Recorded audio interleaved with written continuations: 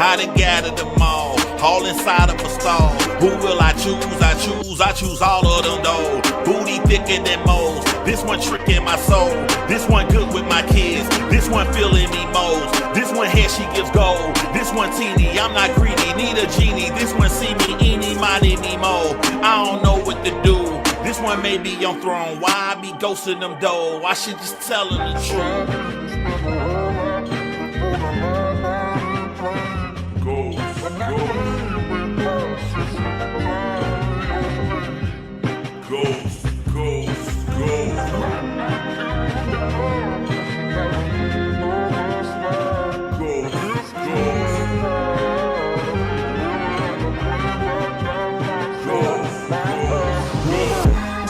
Why she all in my phone? Why she calling me though? I done told her to go. Why she tell her we on? I try turning her off. I've been dead at this zone. I should make her a go. Where my favorite at though? We ain't talking alone. She gon' think I'm involved. She not answering phone. I done went to her home. Thought she put me on throne. Why she ghosting me though? She should just tell me the truth. Go.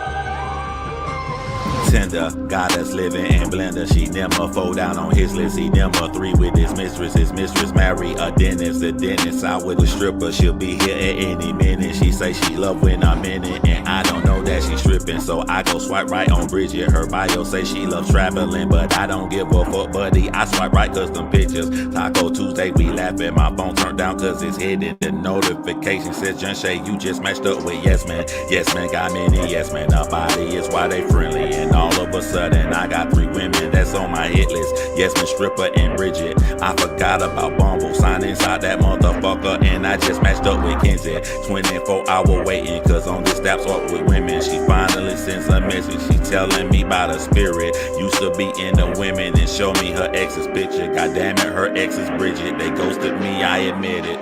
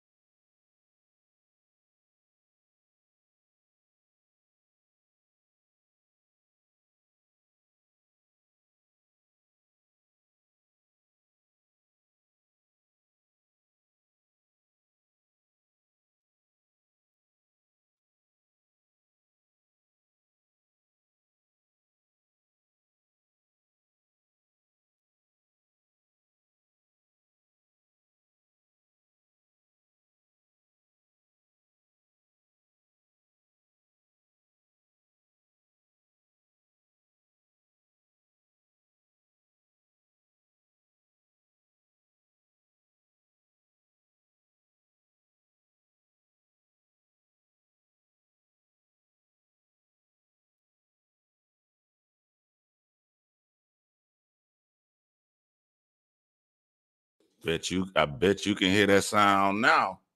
Bet you can hear it now. Let me know if you can hear it. But all I was saying was, first I said that song that was played at the beginning of the live. This is my 1 year anniversary of being back in Georgia from moving back.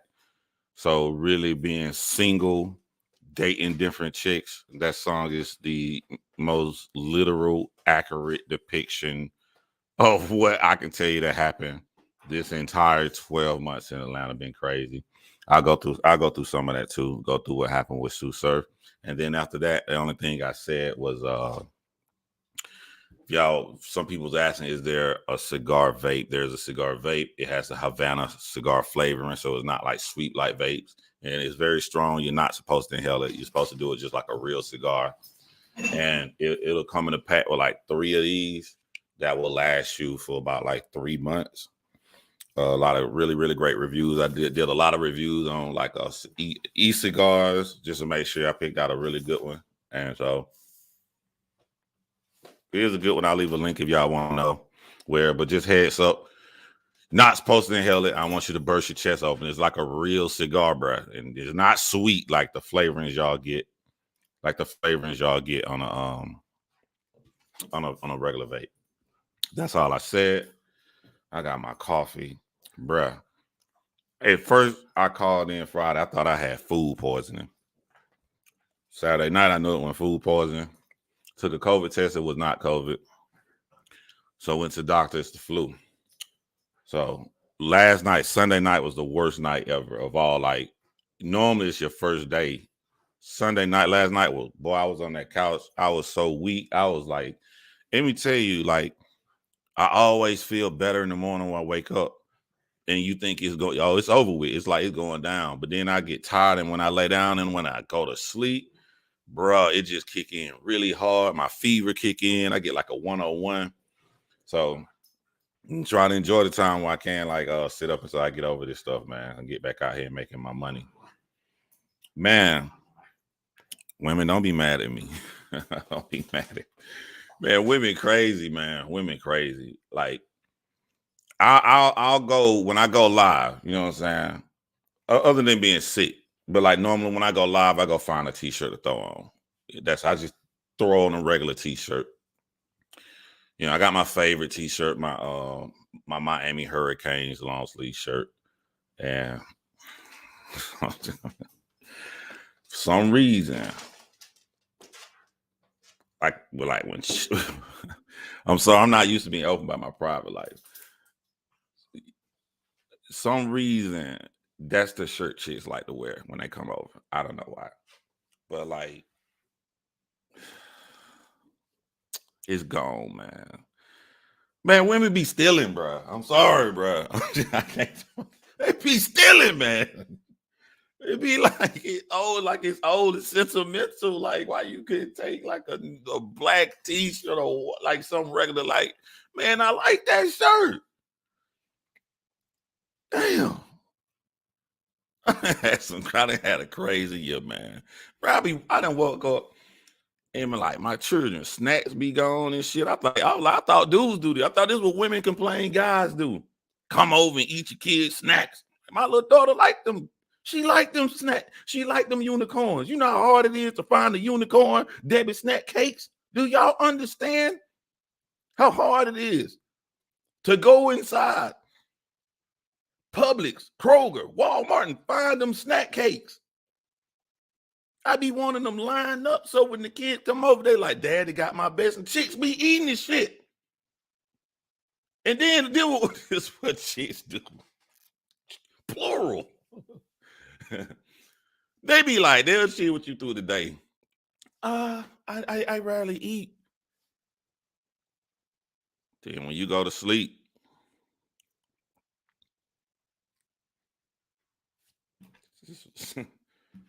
this rapper. What are these rappers doing around here, man? Fuck.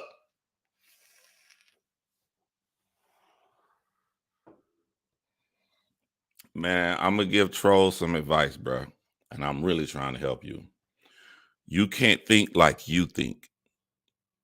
Like, your life is sad and pathetic. So you're up on YouTube talking trash and leaving comments at 4:30 in the morning. I'm gonna let y'all know how I do it. Like the regular people, like if you leave a negative comment on somebody's video and you try to put them down, that means that you want people to see your comment. So one thing you must know about me, I delete them. So it don't make sense to do it at 4:30 in the morning, because when I get up, regular people didn't see what you said, because regular people are fucking sleep. They sleep, bro. You don't come back and just like, wow, everybody loves John. All those positive comments. I'm trying to help you out. You got to be strategic with it. You got to treat it like it's double dutch. You got to know when to jump in. You know what I'm saying? To throw your stuff in there. You can't just do it at 4:30 in the morning. I wake up. I reply back to you something nasty. You know what I say? Because I know you don't get the notification. And then I delete it.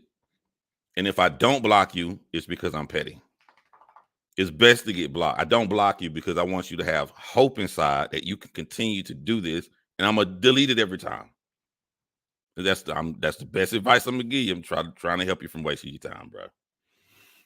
But one out of the negative comments, I got one comment that just like it made me laugh, and it showed the difference in mentality.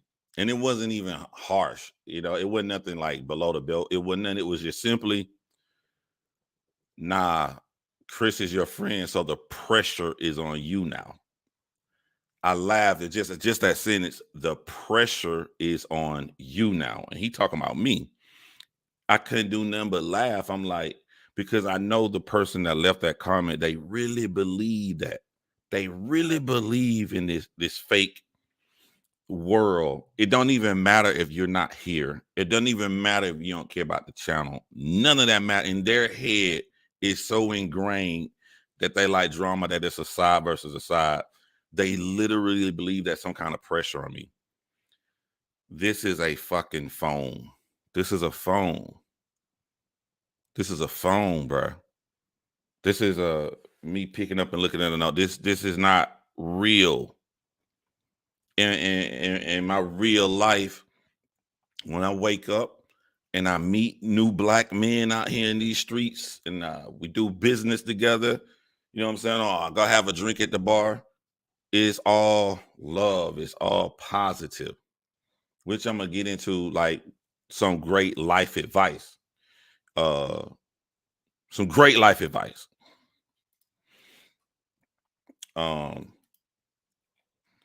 I know a woman in my hometown who will crush all y'all. She's a demon. She like Bunny Godiva, but she probably worse than Bunny Godiva. She'll crush y'all, and she about as petty as I was, and she don't play that. But she left a great comment on her channel this morning. She said, "My life became so much more peaceful when I stopped reacting to Ish." I'm like this. If that's your choice, stand on it. Just stay out of my way. I don't want you to even explain your decision. You good. I'm ultra petty. Y'all niggas know I'm petty. You know how I get down. But like, she's so right. She's so right. Like when I wasn't doing this stuff, when I went on like regular life is just so peaceful. And when you start to move to like your 40s, or maybe y'all way more mature than I was, it hit you earlier, but like you should seek out peace in the easiest way that you can get peace. Peace to me is worth than getting $1,000 more or $2,000 more on a YouTube check on the 21st of each month. Peace to me is more than trying to prove yourself to people who you don't know. And a lot of the negativity comes where you put yourself around, sort of like the Tsu Surf situation and the things that go on, where the environment that you put yourself in. Y'all say, or y'all think like rapping is dangerous because rappers are getting killed and getting shot.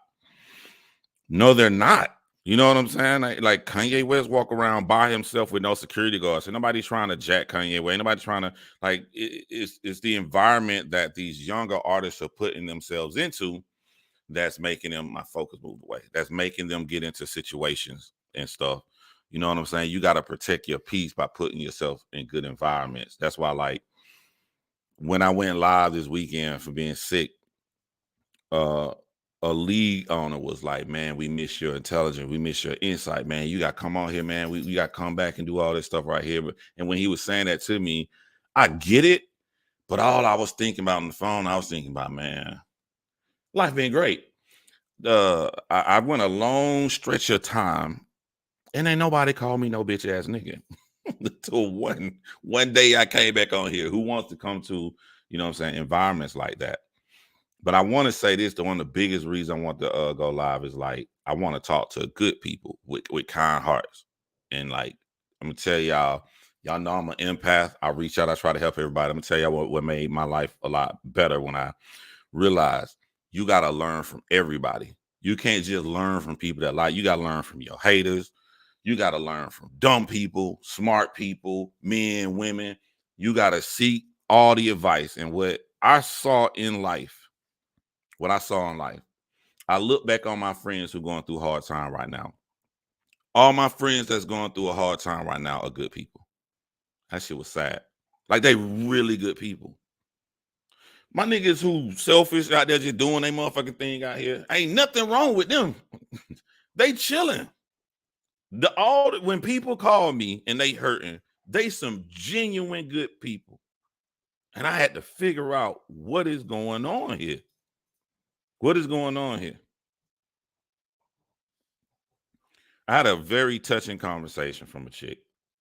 Hispanic chick I used to talk to a long time ago. I think I was like 21 years old. We sitting lay in the bed, watch DVDs all day long. Back when I was in the Air Force, whatever. I remember the last time I saw her on the base we was at. I want to say what base. I don't want to like give clue what it is or whatever, because this is real what I'm about to tell y'all. The last time I saw this girl, beautiful Hispanic girl, she told me she was crying, and she told me, all right, because her plane leaving in the morning to go back to the United States. She told me to turn around, walk away, and don't look back. And I did it. Felt like goddamn Sodom and Gomorrah. I wanted to look back so bad. I turned around, and I knew when I woke up that morning she was gone.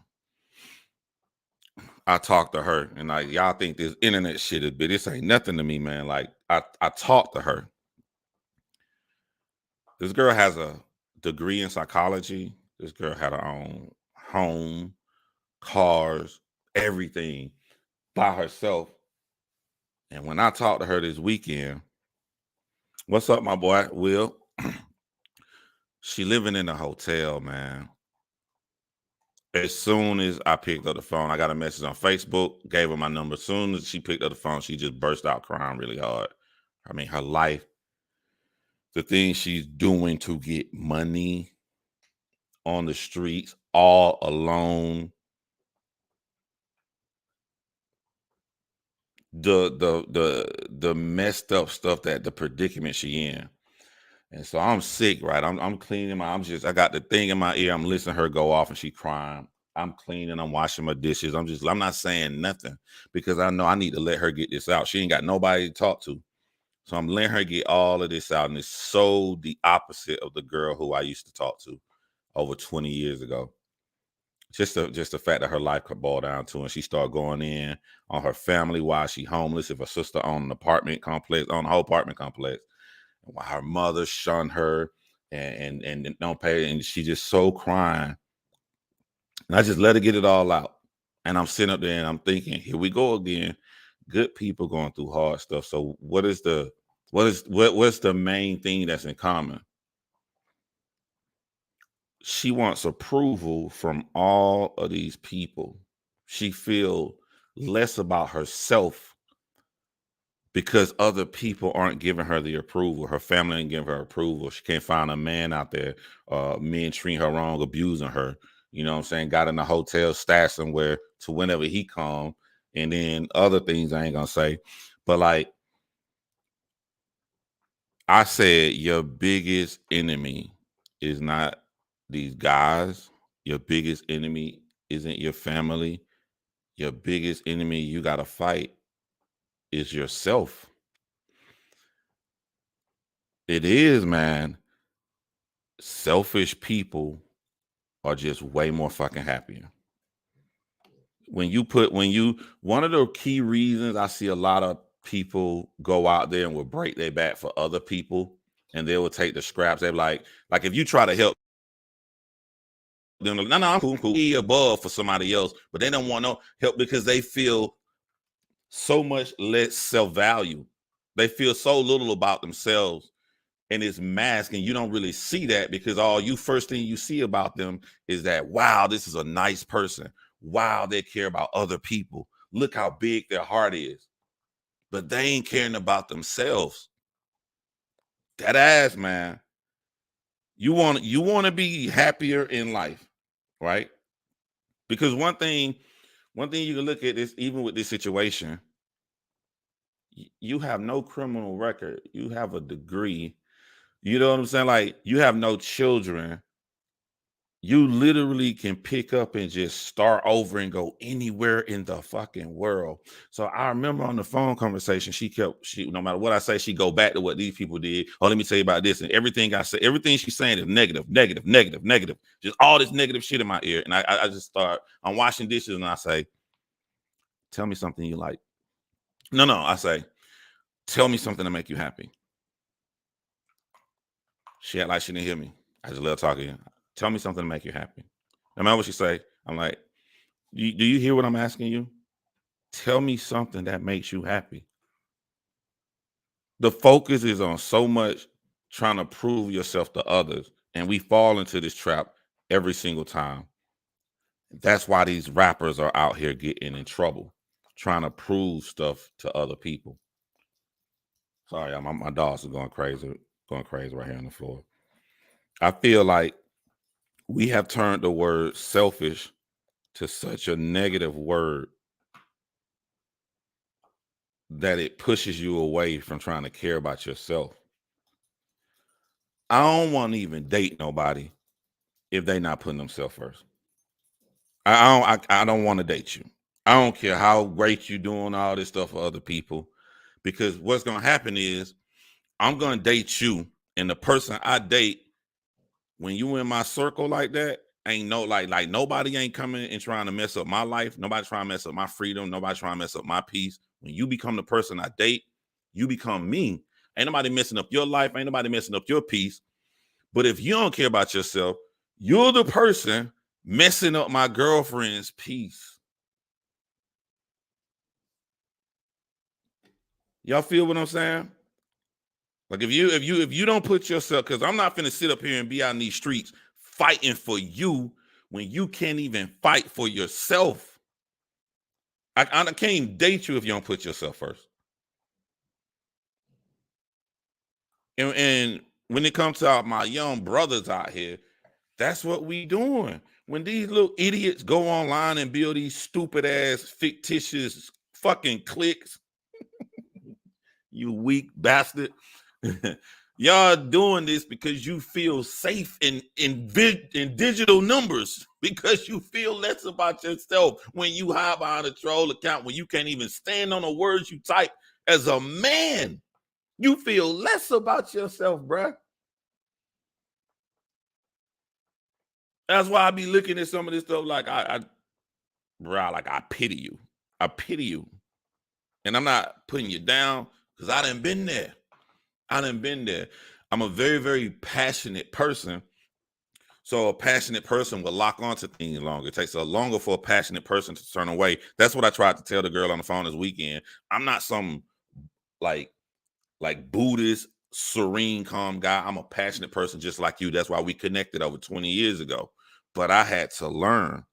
I can tell you a slew of things, or I can list you a slew of things about my life right now that I could be sitting up here and be sad about. My sister did this. Let me tell you what my sister did. But I don't care. You know what I'm saying? I don't have time to sit on that. You know what I'm thinking about right now? I told her I'm finna clean this whole apartment. You know what I'm saying? And I'm finna sit out here and just look at and just feel the breeze on my balcony by myself. I didn't even know where my phone was. Because I don't give a shit about what's going on out there, because everybody out there living their life. You got to live your life. I say the people who you say sitting up here and you trying to get their approval, are they thinking about you right now? Your sister out there living her life right now. That dude out there living his life, your mom, everybody living their life, and you sitting in a hotel room thinking about them when you're not thinking about yourself. If you don't learn to be more selfish, you're going to have a very, very hard life. We was growing up thinking that shit wrong. And of course, you do like genuine, kind-hearted people, right? But what I learned, that there's more depth to that. There's some people who are kind-hearted because they want to help other people. There's some people more kind-hearted because they got mental issues. You got to look at like what's going on and why. Like, you know what I'm saying? Like something going on here. If everyone remember the body you had in some communities. I know, right? I used to be petty, bro. I used to love, y'all know me, bro. I got a lot of videos on private on this channel. Boy, I used to give it to them. But you gotta be more selfish. I tell you, like Battle Booth. One thing I noticed about Battle Booth, right? There's a lot of creators to watch. If you sit around here and you watch all these people, you paying all these people money. If Battle Booth sat around here and watched Piper Boy and Vod and all them, he just, instead of him paying them all the money, Battle Booth gonna always put out his content, slowly creep up in the game, slowly get battle raps on. This nigga is in his studio putting Battle Booth first. I'm telling you, you got to think outside the box. We've been told our whole life the best things, people with kind hearts and go out there and they're selfless and giving their life to. That ain't what I've been seeing. That ain't what I've been seeing. That the people with the most issues out here. You got to be more selfish. You got to be more selfish. You know what I'm saying? I ain't gonna say that. That's some shit I say off camera, but it was some examples that be inside this little battle rap community, man. But like, you know, when I was looking at Tsu Surf and the legal issue he going through right now, and I was getting ready to go do this live, you know, I start making my coffee and I start thinking about things I say and how I feel. One thing I was thinking about, I'm like, yo, this man probably make $120K a year off battle rap alone. We not talking about his music. We not talking about all the other ventures, just on battle rap. So I start comparing Tsu Surf to a corporate life. In corporate world, at $120K a year, Tsu Surf would not be a manager. He would not be a general manager. He would not be a district manager. He may, you know, some district manager like $100K a year. He will be like right on top of a district manager. You know, they got different names depending on what the company you work for. You know what I'm saying? But he would be like someone that's over either multiple city territory or a whole state territory. Literally, you know, good life. And that's not even counting the other money he getting. So when you look at it that way, like, all right, so what are the area managers or whatever role at the company that's hired in district manager? What do? Are they not out here in these environments? They not out here in the streets like that. You know, we're not talking about nobody in their 20s. All your famous battle rappers and people you look up to, all the big names now are in their 30s at minimum.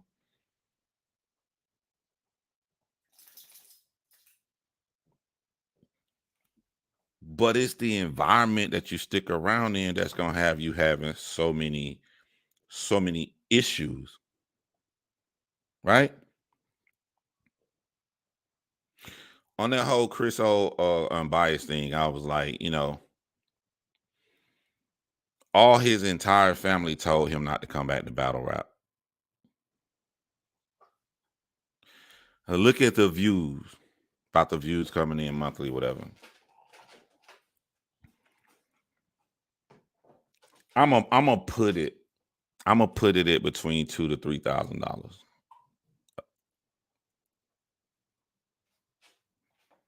None of this was worth it. None of this. You know what I'm saying? Like the channels I had now, if you know what I'm saying, like I could have made way more than that. But once my peace of mind get messed up, I pull myself back for free. And I ain't even got no crazy charges like this. Like it had to have been, I don't know if he want to admit, it would have had to have been some form of pride that he felt that he could come do it, because it couldn't have been money. It couldn't have been the love of battle rap, because you can just watch it like I do. I watch it, but I don't be hearing all that stuff, because let's be honest, man, the online community is extremely toxic. It's toxic, man. There's people trying to one up you so much that like they're gonna go and do anything to try to destroy your real life.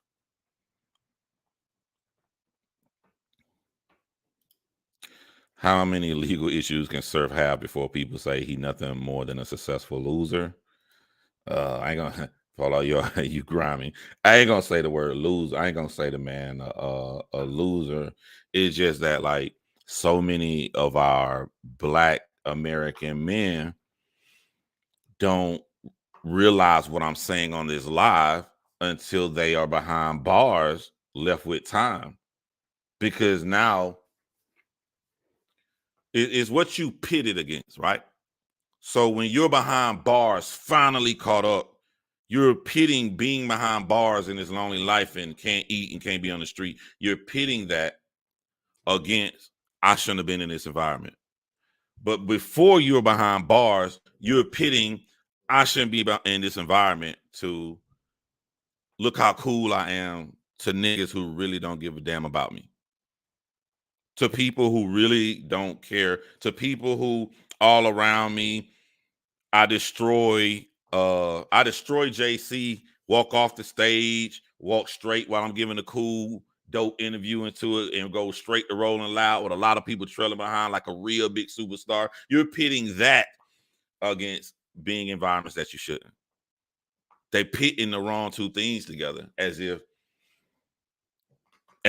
the prison is not even an option until you're actually inside of the prison.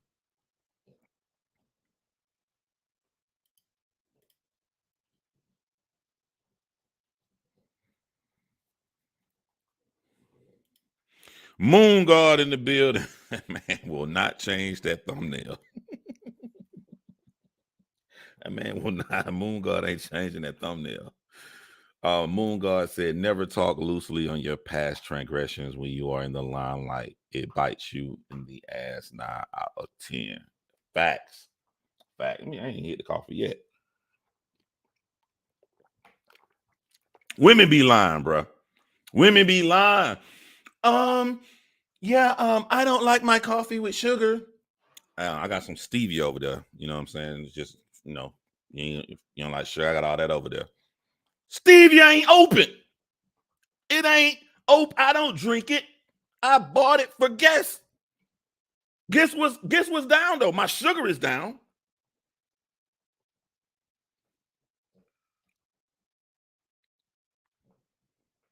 Where Delete the Gang at? Women be, I'm telling you, bro, women be lying, bro. We got one bone to pick with women, bro. I'm thinking about. And that's the thing I think was messed up with my relationships, is that when I was younger, I was more logical, but it was like more tolerable. I think I got way too logical now. And it hurts me because it makes me less to deal with emotions. For instance, how many of y'all guys been told by a woman in the middle of an argument? How many women told y'all, you know what, you're doing all of this talking? All you had to do was just come hug me. All you had to do is just stop, just come over here in the middle, just hug me.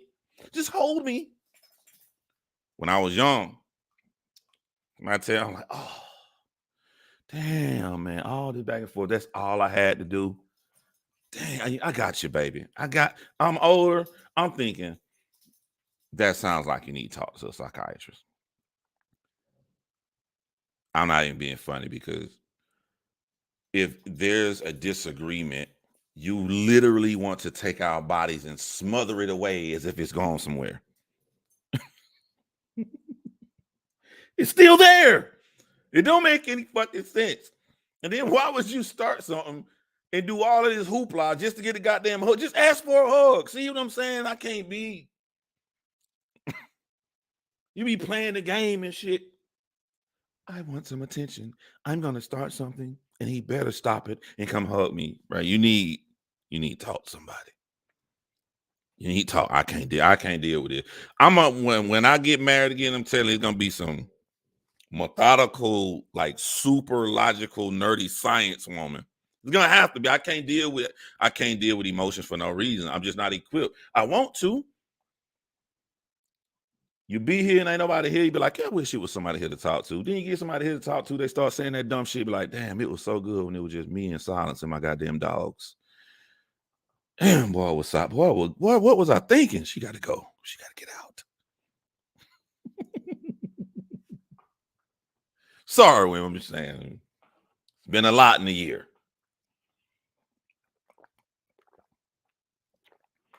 Been a lot.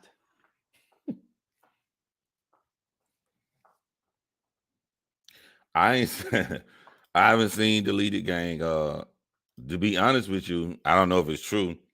And it's been like 2 years ago. Somebody had said to me, he settled down, got his girl. And like I said, if Deleted Gang was making videos on other people, then he was inside of the world of toxicity. Once you get into that real world, it's just normal, regular life. Nobody's saying all this stuff about you. Just chill, just happiness. It sounds to me like Deleted Gang got more selfish and got more happy. It sounds to me, instead of him sitting up here watching men all the goddamn time and what other people do to take those long hours and edit to other people, he got put the focus back on himself. I'm telling you, man. If you sit up here and you complain about how nobody paying attention, anybody doing this right here, all the stuff other people doing, the clock is going by. You still doing that? And you still in the same spot. You still doing that? You still in the same spot. Oh, what happened to them? Oh, the person who put you down last year gonna have the audacity to buy a new house. Oh, it's a year later. They done bought a new car. So a year later, you see them on trips with their family going overseas. Your ass still in that same spot. Spewing negativity.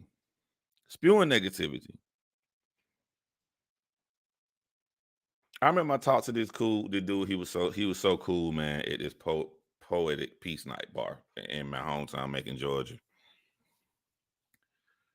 Yeah, man. No one in the world can make you upset. I was like, I hate when people get out of that kitchen.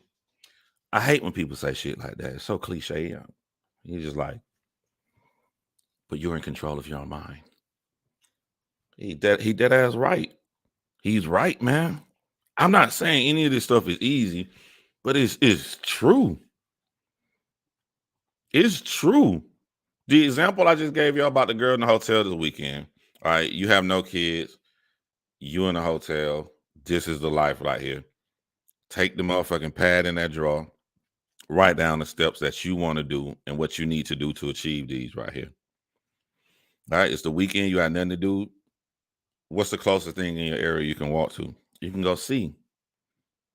You're in a state with beautiful waters. Or you can sit in that hotel and just cry about how everybody did you wrong in life. I'm not saying it's easy. Men said, I don't care enough, I guess, because I'm not clingy and needy. I guess that I don't mind. I don't mind clingy. You know what I'm saying? Like, I don't know, when the dating world is just so the same and mushy. Is like, it became from being individuals to me, and I went on so many dates and talked to so many different women that it just became an assembly line of clichéness. Better have your passport ready. What's your love language? So let me just get this straight. Of all the nuances and fucking electric fucking signals in a brain, trillions of fucking brain cells in your head, you mean to tell me someone told y'all there's only 4 categories that you can like, and you got to have one of them? And I got to pick one. Yeah, I'm sorry, bro. I'm sorry I'm going off. It's just been a lot of dates. mean to tell me, bro? You mean to tell me, right?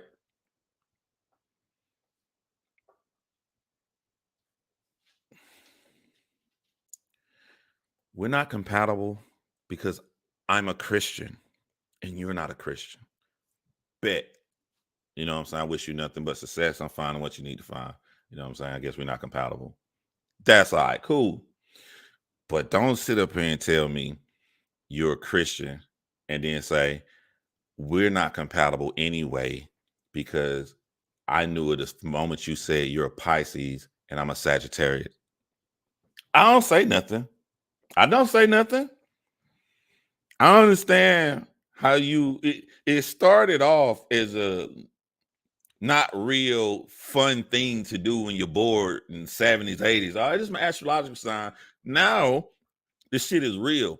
I'll listen to women free and run off. Yeah, motherfucker. And you know what? And this is exactly what I hate about Libras. I'm gonna tell you what I hate about Libras. It ain't real, bruh. I thought your religion say it ain't real. You're going against your own religion. You really believe this? Come on, man. Ah, those fucking Pisces are so emotional.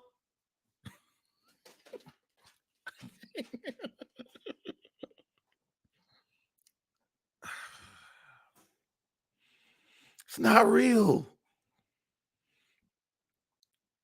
Ain't nothing going on in the belly when she's pregnant with you. I'm February 20th, so my mom would have dropped if my mom. So if they had did a C-section on my mom before February 20th, it would be February the 18th. You mean to tell me my entire personality would be different because I'm Aquarius and I'm not Pisces? Hold it down, Megan. If they had gave my mom a C-section, my entire brain would be different.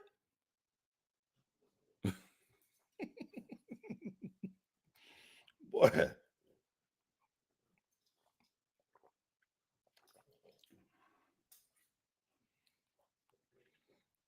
I'm a Christmas Scorpio. I didn't even know what my kids was. I think I just looked that up 2 days ago because I'm sick bored here. My son, a Libra, and my other 2 kids, Sagittarius, and my daughter, because she late January is Aquarius. Just fun. Ain't real, you know what I'm saying? That's it. I don't know nothing what they say a Sagittarius mean because I don't believe it. I don't know nothing what they say a Libra mean because I don't believe it. I don't know none of that shit. I don't invest my time into that because it's not real. And if I do, it's just be like, oh, that's fun. But I wouldn't make life choices off of it. But I'm just saying, when I see the hypocrisy, I don't say nothing. I just be like, oh, okay, that's how you feel? Okay, because there's no reason to say nothing because I can't take you serious to date you anywhere if you feel like that. You know what I'm saying? I will go. I will. Somebody was saying I'm being too hard on the ladies. Y'all men gotta stop. Y'all gotta stop being mad when somebody don't want to talk to you. Like y'all mess it up for other men. Why the fuck are you mad? There's 7 billion people in this world. If one girl don't like you, bruh, why you feel I need to hurt her feelings? I need to say the most nastiest shit ever to her. You weren't feeling like that 5 minutes ago when you thought she liked you. You weren't feeling like that. Man, that's some weak shit. You should be happy. You should be happy. She told you she don't like you. So now both of y'all don't have to waste your time and you guys can go out there and find 2 people that like you. I get mad if you knew it and you waste my time. I still ain't gonna say nothing. Like, damn, I wish you would told me earlier, shit. But I could never go off on somebody for not feeling me. I could never, like, it just, I would feel embarrassed. See, the thing is, y'all motherfuckers don't feel embarrassed unless it's from other people. Like, if I'm alone by myself, and I do something in action, I will feel embarrassed. Nobody has to know. I don't need other people to know for me to be embarrassed. I know. And I would feel embarrassed. I just put this girl down because she didn't like me. I would feel embarrassed.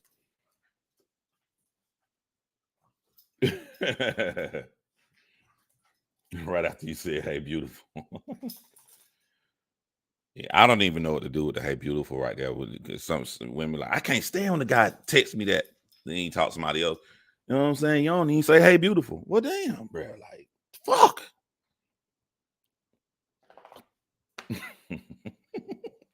I heard it all, bro. If I told y'all some of the crazy shit that happened in this apartment, that happened just the whole year period, you would laugh. You would laugh your ass off, bro. You would laugh your ass off.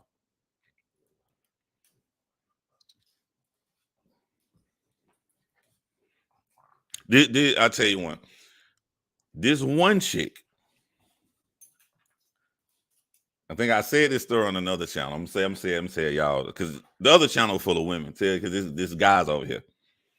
So I talked to this one chick from this dating app. She's a fucking established writer in Atlanta, Georgia. Degrees, the stuff she got big popular columns and shit. And, you know, I'm degree in writing. I'm a writer, so we kicking it all day, back and forth, typing, switch phone numbers and shit. The first day, I ain't met her. After the first day, I'm like, we're gonna go. I'm gonna go on a date tomorrow. She didn't show up for the date. I didn't get mad. That's just how dating shit go. Some people show up, some people don't. I ain't think none of it. So we talked all day Saturday. Sunday, she didn't show up for the date. So now it's Monday. On Monday, she hit me up and was like, I just thought that you was one of those really nice, good guys. But then you got a fucking girlfriend and you're a piece of shit. She called me a piece of shit. Now, when I got the text, I looked at my phone like, what? I didn't get rude. And I was like, what makes you think I have a girlfriend? She said, it's on your fucking Instagram. So I go to my Instagram. I'm just scrolling through all my photos. Like, what the fuck is she talking about? Ain't no picture of me and no girl on Instagram. What is she talking about? So y'all know I'm old, but y'all probably know somebody. What she did was she looked in the little circle. What's the little circle thing? I guess where you save your stories, whatever that shit is. I don't be thinking about all that shit, bro. I'm sorry. I don't be. So I guess I had one photo left. I deleted all the photos of the last chick I talked to, but I didn't delete one from the save story thing. So she clicked on that. So I deleted it. I'm like, let me get rid of this shit right here. At least she helped me find it. So then I text her a screenshot from that chick saying she hates she messed up our relationship, being fucking emotional. She took responsibility for the destruction of our relationship. I sent this woman proof. Like, look, that's somebody I used to talk to. I just forgot to delete one photo. But then I stopped. And I thought, okay, even though I just proved myself, the fact that she cussed me out instead of being mature and asked me, this ain't nobody I want to talk to. So I said, hey, so I don't think this right here gonna work out. So I wish you nothing but love and success. I wish you the best. And I'm thinking it's over with. She come back cussing me the fuck out, saying all of this stuff. She said, you're toxic for women because you haven't gotten over your ex because you're breaking it off with me simply because I thought you had a girlfriend. I said, wait, I'm toxic for women. I said, no, it was you cussed me out. I don't even we haven't even met each other yet. You cuss me out. You know, that's just not the vibe of somebody I want to talk to. Like, if you would have just asked me, like, hey, is that your girl on that photo? That'd have meant you cuss me out. Hey, look, don't you think it would be better if you put this energy in trying to go find somebody else? Like, we didn't even get the chance to meet, so it's no harm, no foul, right? You go put this energy into somebody else, and then I go, she's still talking shit. So then hours later comes, she texts me again. I'm like, what the fuck? This woman says to me, you invaded your ex-girlfriend's privacy when you sent me the screenshot.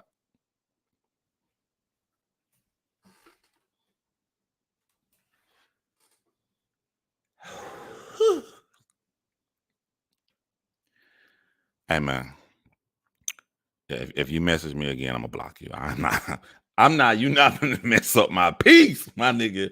Woo! I've dodged the fucking bullet. I see why you got all this accomplished, writing articles and everything you into, and you fucking single. I'm thinking that, but I ain't say it to her. Like, yo, just don't text me no more, bro. I'm not going back and forth. I don't even know you. This is a light example of what I went through this whole year. This is light. This is light work. So y'all think it's over? It ain't over. Talk all day Saturday. She didn't show Sunday. This happened Monday. So Tuesday come, and my ex-girlfriend hit me up, and she showed me a screenshot from this lady. This lady then found her. So I guess I forgot to delete who my ex-girlfriend was on my Instagram at the time. So she took her fucking face and went all the way down through the thousands of fucking people I have until she found it and matched and hit her up. Ugh. That's super stressful over somebody I never met. I never fucking met her. That's how crazy it's been in Atlanta, Georgia. Yo, so this just happened to another chick I went out with. Last man I went out with in the first 5 minutes, he told me he was in a halfway house and was sentenced to 20 years for murder. Wow. You know, I believe you because I went out on a date with a girl recently, and she told me from the profile she couldn't really tell at first, but it was in a halfway house. I mean,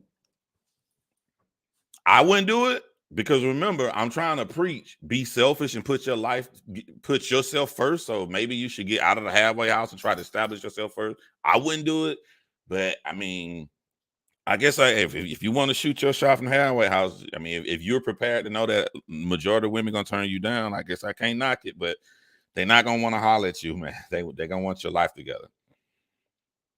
You know, a lot of times, like, men are so bad out here that, like, one of the biggest reasons I think a lot of women will come over to my place so fast, and then like these like established fucking women, but they'll come over. I think that they coming over because they see a nice guy, but they like normally it's so fucked up out here, something weird about them, or they married. The majority of the time they like, I need to make sure he ain't married, so they'll come over and they want to look around and you know they you mind if I use your bathroom?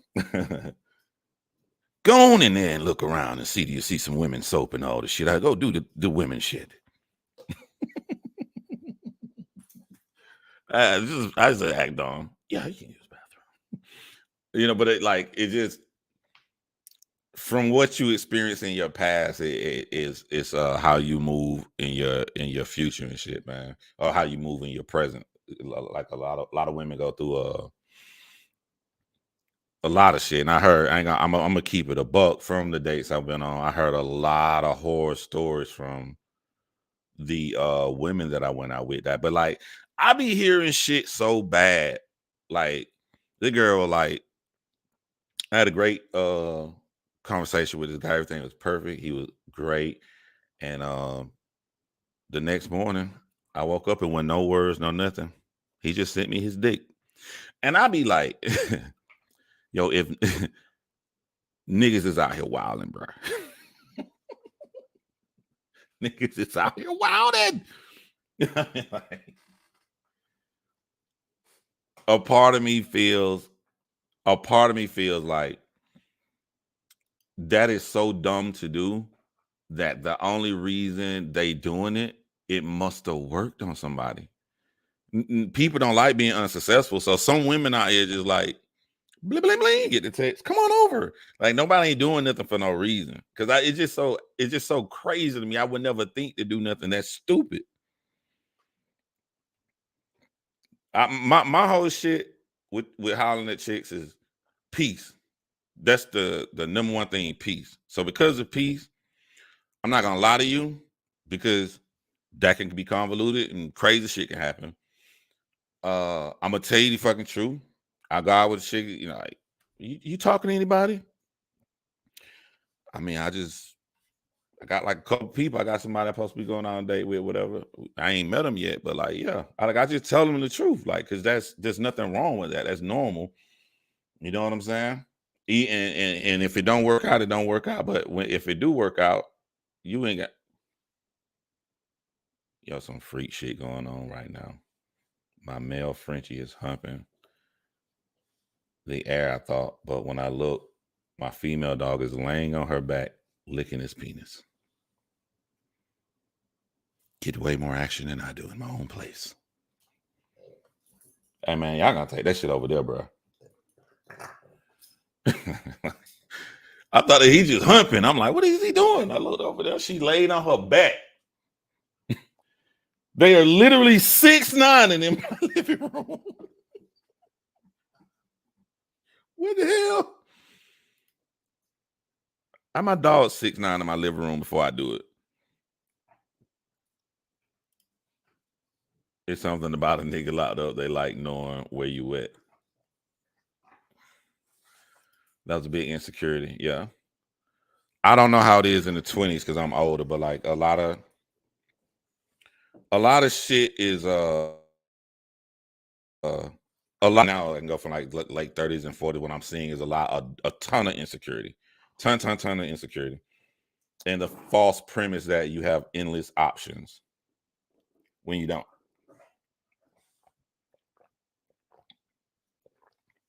And settling.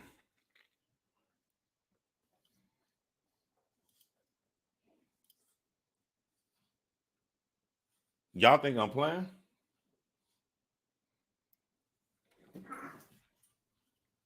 The niggas just growled at her because she wanted to stop.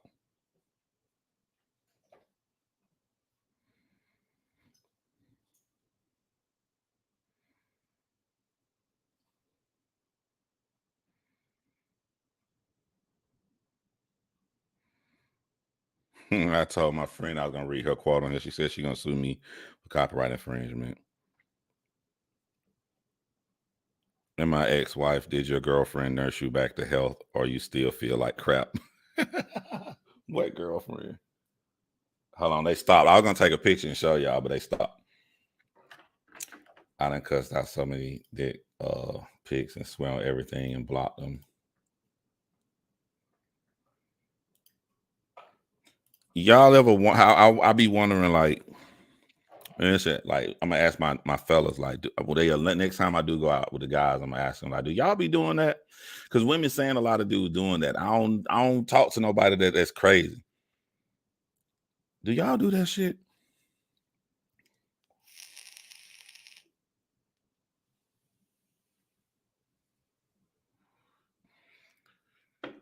Let me see what other super weird stories, because I gotta clean it like who don't watch. A lot of motherfuckers, when I go out with a chick, they gonna Google my name and they find out these shit, but I don't give a damn. You shouldn't have did it.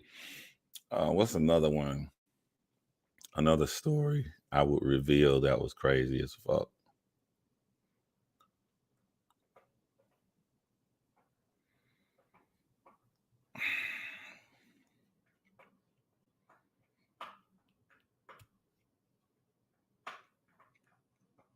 I ain't gonna do that.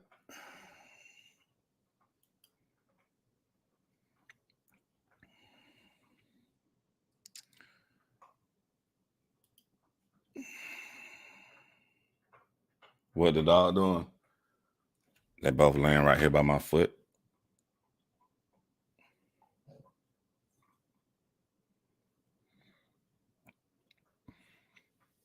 I don't know. Yeah, y'all probably gonna see it because of the light. I have to like turn the light down.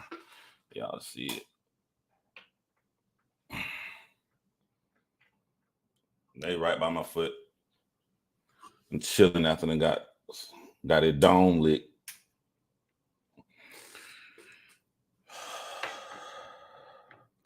All this talking making me feel like I'm running full speed. Like I feel like I just came from a 2-mile jog. Like I need to catch my breath.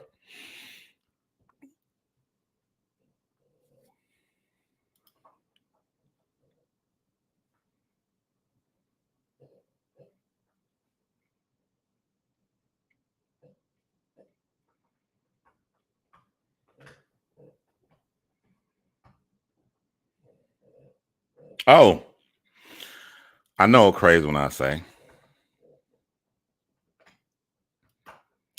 I almost want to. I want to show y'all the photo how she looked. Because if I show y'all how beautiful this woman looked, I'm talking about, bro, this woman was almost intimidating gorgeous. This woman was fucking gorgeous, bro. And she one of the women that knew she looked good.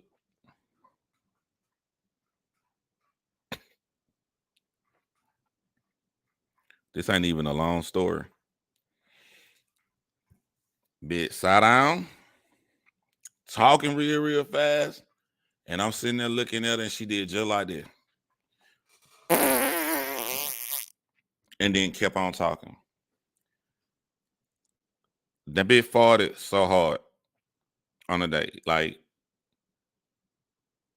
I was so caught off guard and was so shocked that, like, you know what I'm saying? That was, it did point them. I was like, my shit, this just comedy, bro. This just, I'm just going out for comedic reason. I'm a writer. I should be writing this shit down. If I do from October 2021 to October 22, a whole hit series.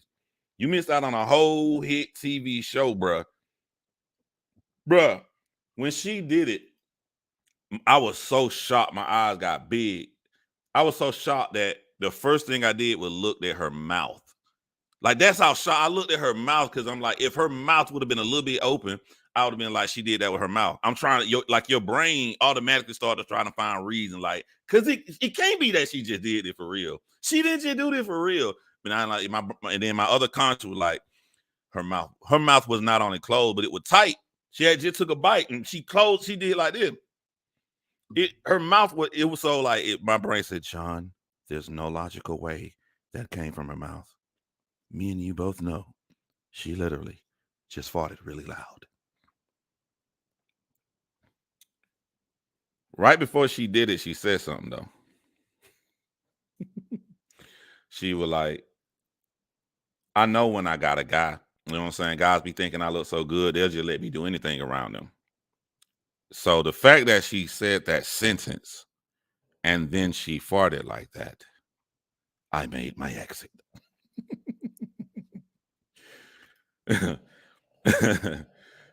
I promise to you. I wish I was lying. I wish I was making this up.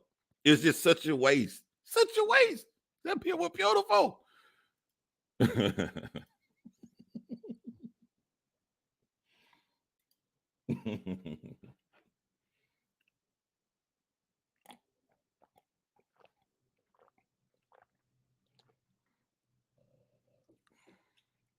And big weird. She didn't hit me up no more. I didn't hit her up no more. Oh, let me add on too. That was also a writer. That was also someone who, yeah, had a degree in creative writing and was going to school. She was going to school in the afternoon for writing screenplays, like writing scripts and everything. So we had that in common. And she made documentaries, and she lived in Atlanta, and she was fucking gorgeous. So imagine how I was feeling. Like, bruh. I'm like, bruh, like how we were talking and stuff on the phone. I'm like, bro, this boy, I may got some motherfucking. This may be it. This may be it, John.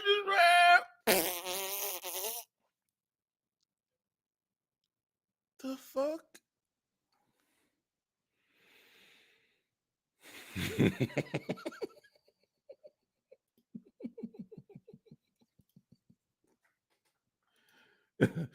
And some of these little young nigga watching and laughing, they still would hit it if I show a picture. They were like, I don't give a damn. They still, y'all still would hit it.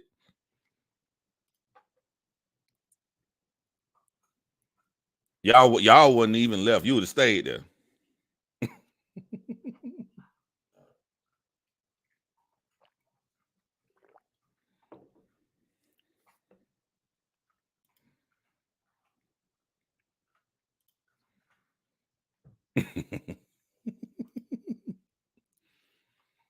What a waste.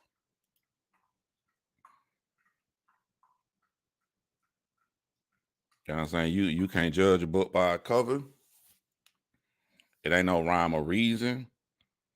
It done been Asian, black, fucking white, fucking degree, lawyer, psychiatrist, even though probably one of the most fun dates I had was a psychiatrist. You know what I'm saying? I just had to gain that respect. This motherfucker, when I went on a date with a psychiatrist, she said, she put her hands on like this and said, "So tell me about yourself." Nah, we not motherfucking doing that, bro. That's the first thing I'm on. We not doing. I ain't your motherfucking client. You know what I'm saying? Like, I just feel you ain't gonna never get no respect. You sit up there and just do what they do to clients all day. But I had a great that. I don't know why I ghosted her. I don't know why. That's why I wrote that song Ghost, because it's just so convoluted. You know, I have no reason why I ghosted her. Come on. I was attracted to her. I got to kiss on the first date. We was vibing strong. After the first date, that night she flew to Jamaica the next day, and when she went to Jamaica on a vacation with her friends, she sent me photos. So I know she was feeling your boy. I didn't hit her up when she came back from Jamaica, and then I look back on my call list, and about like a month or whatever later, I hit her up joking and about who made last contact. I'm trying to play that game like, oh, you didn't contact me last, so I can get back in. So then now I'm back in. And when I get back in, I ghosted her again. I don't fucking know. We ain't perfect, bro. I don't know. Look at that caliber. I would have let one rip and kept the comfort. I can't do it, bro. I can't do it. The only way a woman can pass gas around me is she giving birth. That's the only way I could like get past it. It was a 6th. I've done that and found out horrible things. You dodged the bullet. So this, I do my homework on people. I know they're gonna do the homework on me. So the psychiatrist I went out on a date with, I found out, I searched her name, because you know people gonna be like legit when they're on a date with you, even though we were vibing. You ain't gonna be your real self. You're gonna send your representative. But so I searched her, and she also, you know what I'm saying, she was on a podcast with other people, and I don't want to get no my personal information out. You know, I don't want to because Atlanta ain't that big. But put it like this. I saw how she really act, but I liked it. Was cool. You know what I'm saying? She was motherfucking street with it. But it was cool. I like that contrast, you know. She was giving advice as a therapist, but she was giving like, I don't want to say the topic because I don't want to give out who it is, but like she was giving out good advice on things. You know what I'm saying? Couples need to do better. And I'm like, oh, so she got it like that too in that department. I probably, you know what I'm saying? I don't know. I ain't know no rhyme or reason. People probably can look back through their shit and be like, why'd I ghost that guy? He was great. I have no reason why I ghosted him. And same thing for me. I have no reason why I ghosted her. It's too much in the morning. So I know that coffee is cold. You get some of your business. Here's another thing about women, right? Like I try to come with it. I bought stevia in case women be up. I bought like all the little shit women like. That shit all still in there fucking full. All I like is Maxwell House. That's what I bought for myself. I don't even drink the coffee. This is the little Maxwell House. You know, you scoop it up. You don't need to put nothing else in. Just put the Maxwell House in there. I bought 2 of them motherfuckers. They claim they hate it, but my shit almost gone. Women be stealing, bro. Y'all be stealing. Women be stealing, bro. One of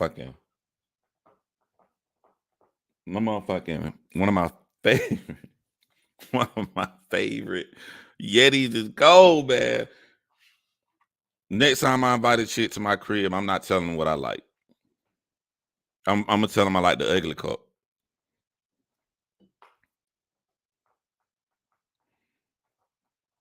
Just get a Keurig. I don't think Keurig works for Maxwell. I don't know if Maxwell House makes packets for Keurigs.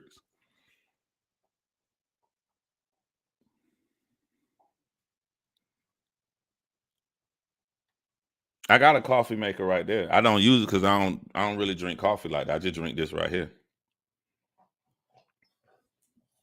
I mean, like free things, period.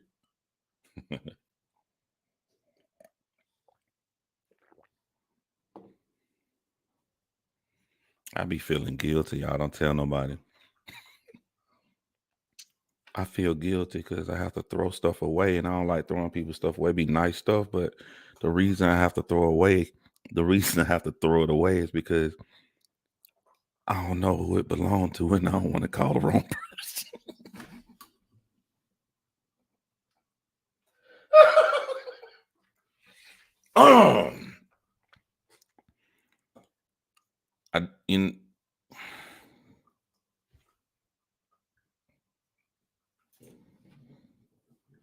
Brenda, right? No, she was a little bigger.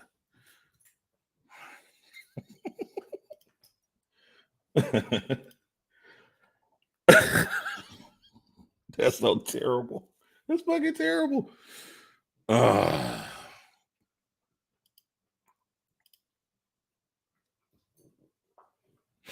Was that an in between the line sentence about her and advice? Who? Who?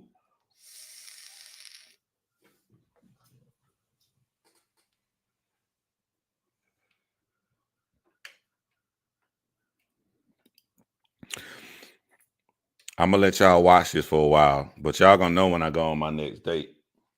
Stop, because I'm gonna have to put this on private. Because when I go out with somebody, they're gonna Google my name. They can see all the. I don't want them to see this.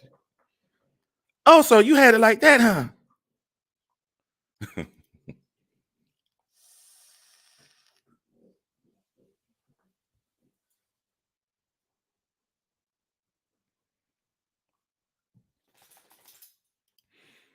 All right, I gotta say this right here.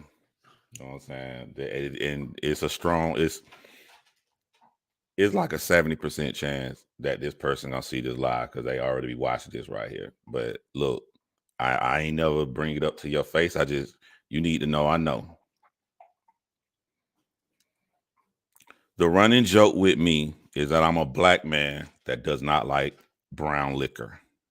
So, well, that's not really true though, because I'll drink some Jack honey. I do like Jack Fire. You know what I'm saying? Like it's a shot, but that's about it. I like clear liquor. I don't like brown liquor. So everybody know when I be talking about that Hennessy, that hen, they know I'm just being silly. I don't like Hennessy. So I got a fake bottle of Hennessy. Y'all already know this story going right now. I got a fake. So I got a bottle of Hennessy that was empty, and I just put it up in my apartment. So when my homeboys come over there, I be joking with them like, yeah, you know, I'm Mr. Hen Dog. They know I don't drink Hennessy. So to make the fake Hennessy, I use hot sauce, a little Coke. I just put all kind of disgusting shit in there until I got it the right texture and the right everything, right? And the bottle been in my apartment the whole time. Chick say she don't want nothing to drink. All right, cool. Now that they be acting like they don't want nothing. The bottle empty, bro. The bottle is in. I can go get it. The bottle in. Look. If you watching this, I ain't say your name. I ain't say nothing. And if you ain't do it, you ain't got nothing to worry about. But the bottle is empty, bro. What the fuck happened?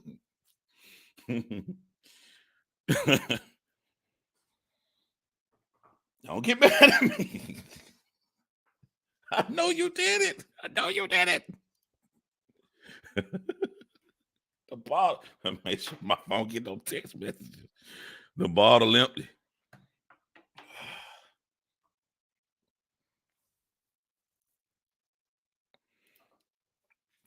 I found an initial chain while dating two women with the same initial. Had to wait till she. Hey man, it be like that.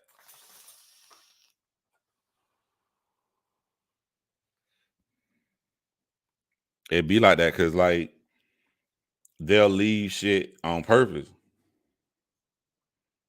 Well, my thing is this: what you worry about the wrong thing. I don't date to have sex. You know what I'm saying? So if we have sex and we hook up and shit, that's cool. But I be trying to find somebody to chill with for real, right? So you don't have to leave nothing at my place, because if you focus on me and you getting together and we develop a relationship, then ain't nobody you ain't got to worry about nobody else. You know what I'm saying? I'm not trying to waste my time and have problems and trying to like cheat on nobody and do all this other crazy shit. You know what I'm saying? Like I don't I don't see the purpose in cheating because you voluntarily got into the relationship. You don't have to. Somebody put a gun in your head. And this is how I feel about cheating now. And I'm just keeping it real. If a man is supposed to protect his woman, she the best, closest person in the world to him, other than his direct seeds, his DNA, no DNA, just somebody he met. This is the closest person in the world to him. He love and he gonna protect. Why would you be as the protector hurt this person, knowing you'll do something that will destroy them inside if they found out? Why would you do that? And there's enough options out here that you can have the perfect kind of person you want, or just don't be in a relationship. You can have a woman, if you want to date multiple women, find you a woman that'll let you date multiple women. There's a kind of women out here who like that. Trust, I done ran past multiple profiles and talked to people. I'm polyamorous, already got a boyfriend, I'm looking for a second boyfriend. Like, that shit is out there, bro. You can find somebody like that. But like me, I'm not going to. I know how that shit feel. I know how much it crush and hurt somebody's soul. So I'm not gonna do that shit. If you make it to the point that we boyfriend, girlfriend, we actually dating, we a title, you ain't got nothing to worry about. You ain't got to leave no clothes, nothing over here, sneak and do it. You just do, you know what I'm saying?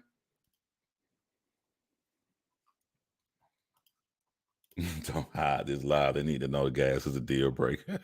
I ain't gonna hide the live no time soon, because I ain't trying to I am not into a relationship with anybody right now. You know what I'm saying? The psychiatrist lady. The psychiatrist lady is dope as hell. And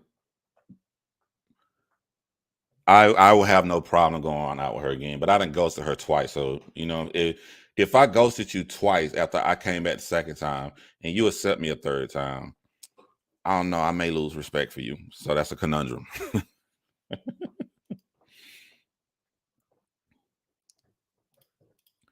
Conundrum. Like, yeah, you don't care about yourself. You're just gonna let me what if I do it again the third time? Like, I wasn't cheating, dating, but it would have been just awkward. I know, right? I know, you know what I'm saying? Those are great conversations I have on dates too. Like, when I ask the person, um, like, and we didn't talk about this on another channel. Like, there is no right way to date. Any way you do it, you can find something wrong with it. So you go out here, you meet a girl, you go out on a date. If you only focus solely on that one girl, you're limiting all your options and putting all your eggs in one basket. And then what if it don't turn out right? Right? Then the flip side of that coin, you go out here and you date a bunch of people at the same time. You got like 6 people you're going out with. Then are you solely putting your focus on where it could be to develop and blossom that relationship? So I don't know what the fuck to do. Like, so any way you do it is really wrong. So I just said the right answer is to just go by your feeling. Go by your feeling. If you sort of like a couple people, 3-4 people, then go out with 3-4 people you a little bit like them. If you see somebody you instantly like, yo, I'm really digging this person. Right? I'm really, really feeling this person right here, hardcore. Then if you feel that way, then see where that goes. Because if you really feel that strongly, and somebody else come up, how much are you gonna put in that second person? I don't know. Ain't no right answer. It's something wrong with any way you look at it.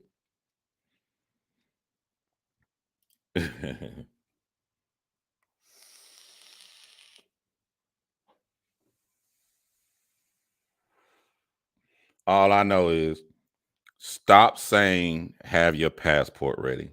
That shit, I know what you're doing, but that shit don't make no fucking sense. unless you fast. Stop, like, yo, they didn't move the timeline up because I got my children passports in April. Which, another funny story, girl stopped talking to me because I went with my ex-wife because we both had to go sign. I went and met my ex-wife to get our children passports so they can go out of town. They can go out the country. And then they got mad that I went there and met my ex-wife. Stupid. But like, this why that shit, I know why you're doing it. You putting that shit on your profile because you secretly are trying to say you want a man with money. You know what I'm saying? You gotta have your life right and all this other stuff to be able to get your passport and go out of town to fly. So if he does, you know he got money. And then the other thing, like, it's cliche because everybody putting that shit out there on their profile. But like in real life, you can meet a man that does not have a passport. Because by the time, if y'all gonna date for real, are you trying to meet a nigga and then go on a fucking vacation with him out the country in a month? Is really that serious to that point? You know it's not that fucking serious, man. This I don't like the fake shit. You know it's not that serious.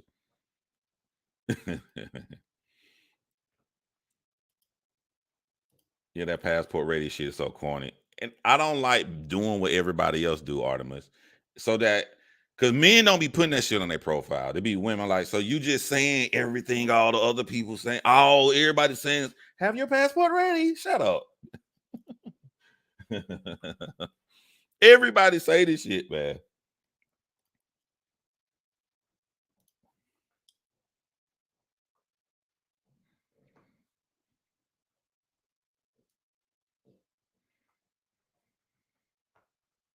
What if he got a passport and that bit 9 years old and it's about to expire? What if in 9.5 years old and his passport about to expire in 6 months? He meets your qualification. He got a passport. You know, like, it's just crazy. If an ex is calling me, I'm asking why. I'm not a person. The only ex I keep in contact with is my ex-wife. We cool. We cool as hell. We got a great relationship, but that's just because we got kids. But like, she say jokes, like she just said a joke now. Did your girlfriend take care of you? Or are you still sick? She just, like, we joke like that. We cool. But like I'll do shit while I'm single with my ex that I won't do if I was in a relationship. Like, I'm single. I'll just pull up to my ex crib and just walk in that motherfucker and go. And you know what I'm saying? Open the refrigerator and shit, do all that stuff and everything. But I won't do it if, like, I'm in a relationship, because I feel like that would be disrespectful. You know what I'm saying? Like, but I don't really talk to my exes. I don't have one. Well, I got one. I got one girl I talk to, but that because we were real good friends before, and who decided to date, and it was just not good at all. But we still talk. But I typically 99% of the time I don't talk to my exes. Caliber, you think just like me. I swear to you, I promise to you, I said that. I said the way Dahmer, Bunny was just running up on women. Clack, clack. But Jeffrey Dahmer, if Jeffrey Dahmer would have been out now, and then, like, you may see me say this shit again, Caliber, when I do my video on my true crime channel. Leave that alone. If Jeffrey Dahmer was here now, like, Jeffrey Dahmer had game. I'm gonna break it down. Y'all not gonna tell me Jeffrey Dahmer didn't have no game, right?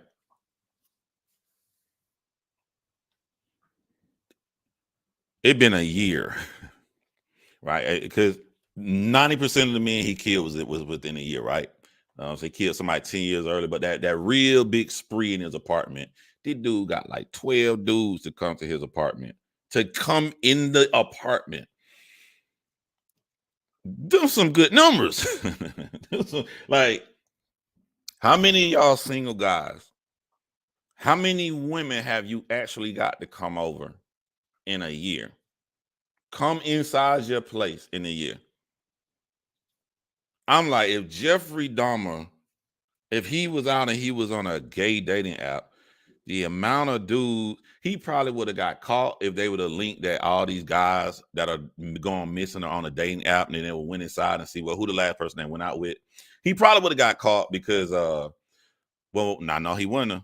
Women would tell their girlfriends when they go out for a first time. Like a lot of time I go to a chick house for a first time. I remember I went to this lady house,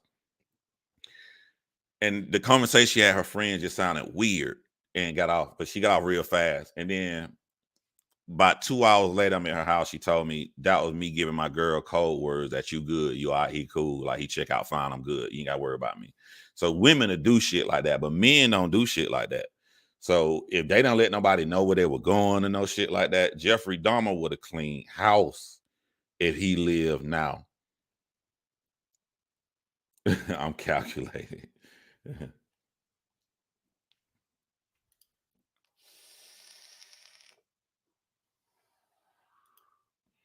all Factz clean black sneakers.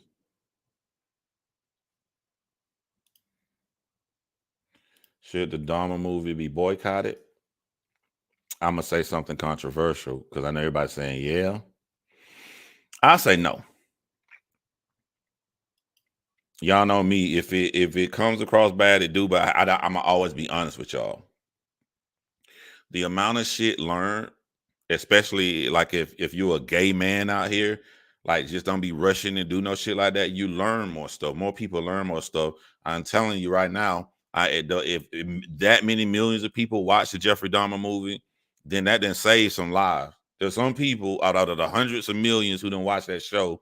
There's some people who life has changed because if they probably would not have watched that show, they would have put themselves in harm's way. You ain't even got to be gay. Maybe women who like go to guys' places, go to guys' apartments and shit so fast, maybe they'll think twice before they go. You know what I'm saying? So like also too, another thing gonna be controversial, people ain't gonna like.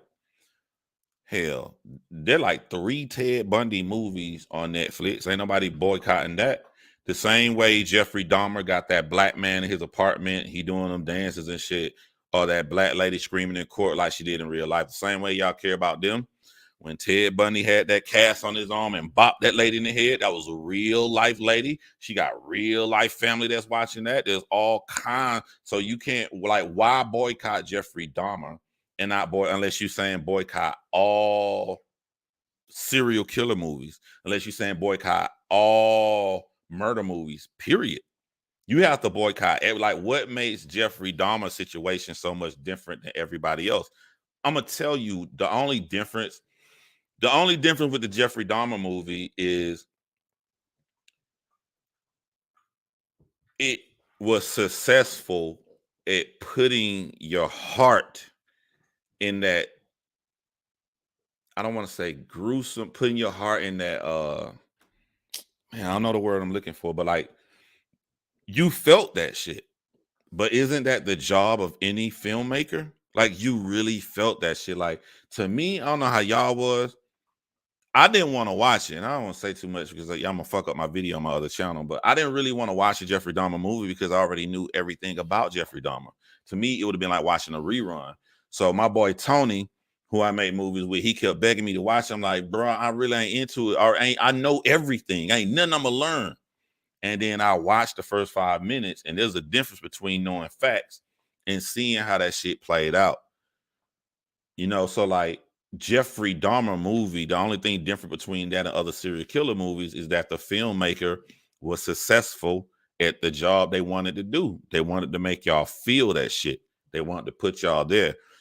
Whenever they showed Jeffrey Dahmer apartment, I felt like that. I felt it. I felt nasty. I felt like I was in that motherfucker. I felt like I could smell a decaying head inside a refrigerator. I felt that shit. You know what I'm like? But every serial killer movie depicts what happened in real life. Not even the famous Ted Bundy movie that came out recently with Zac Efron, whatever his name. It was one that came out before that one. It was just a no-name actor playing Ted Bundy. That motherfucker did an amazing job. And Ted Bundy was so charming and smiling and stuff, but the anger he was hitting them women like pop, like that reminded you, dog, this is got crazy. This shit really happened. So you know what I'm saying? Like, this ain't no smiling little dude making you laugh in the courtroom. This nigga brutally beating these women. Like, this shit happened. So like if I'll find something to say get the Dahmer movie off if y'all saying get all serial killer movies off. Now I do have a heart and I could understand, but I say you gotta act as in the world as it exists. Don't act in the world as it should be. So if my child was brutally murdered by some serial killer and he becomes famous, become on all of his TV, at that instance, as a father grieving his child, I already know for the rest of my life and long after I'm dead and gone, they're gonna have some actress up playing my daughter on fucking TV and depicting it. So because I know that's the world as we exist, I'm not going to watch it. But remember what I started this live talking about what's in your head. You control yourself. So if I want peace in my life, the peace in my life isn't spending my time on something that is not going to happen. Nobody in the family of the victims that Jeffrey Dahmer murdered, they will never be successful at stopping depictions from here to the end of time on what happened. It will never happen. So you're just going to be, you know what I'm saying? Like, you got to do things to get your own peace of mind. So for my peace of mind, if some guy named Jim Smith was a serial killer and killed my daughter, I'm just not gonna watch or read anything on Jim Smith. As a matter of fact, the only time I would see Jim Smith, I wouldn't go to the trial every day. I wouldn't, I'm just saying I would see him one time, maximize the sentence. And so that would be giving my statement after he's found guilty. That'd be the only time Jim Smith will see me. And when I walk out that courtroom, I'm not doing no interviews on this shit. I'm not watching nothing on Jim Smith. That shit is done. But I can't tell nobody how to react. We all react in our own way. I'm just saying how I would be. Because if you got more than one kid, you have a responsibility to be the best person, the best in your best mental state possible to go on to raise your other children. No matter how much it hurts, no matter how hard it feels, you have a responsibility to do that. And I done seen situations, even with the guy who did America's Most Wanted, when he only did America's Most Wanted, John Walsh, whatever his name, he hosted that show because of what happened to his son. And he said sometimes he poured so much of his energy and his heart into what happened to his son that he neglected his other child at times. You know, and sometimes you feel that. I done seen shows, I can't tell you off the top of my head, that depict a child being murdered and then the other child still feeling there like, what about me? I'm alive too. And then they going out, they doing drugs and stuff. They feel neglected because they feel in the shadow of their deceased sibling. That happens, you know. You ain't have to bop.